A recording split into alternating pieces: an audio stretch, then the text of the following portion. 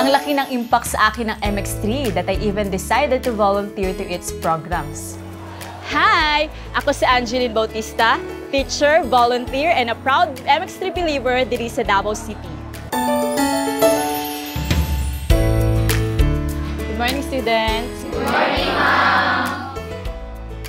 Because of Values Formation and Not Alone programs, nakilala ko ang aking partner as a teacher and as a believer of Christ, ang MX3. Challenging siya because you need to manage your time effectively.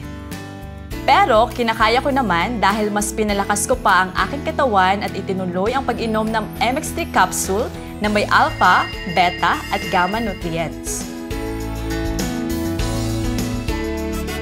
Natutuwa talaga ako every time nakaka-receive ako ng supply ng MX3 kasi believe ako dito. Kaya every weekend, I can still extend my service to the community. Ang pagod, baliwala yan because I am doing this for the glory of God. Lalo na at kasama ko lagi ang MX3 capsule. Gumagaan palagi ang mga gawain at may energy pa rin ako to keep up. Ang laki ng tulong sa akin ng MX3 capsule and spreading the word is my way to give back to them dahil sila ang naging daan para mas lumalim pa ang aking pananampalataya sa Diyos. Bye! MX3 helped me find my strength centered in God.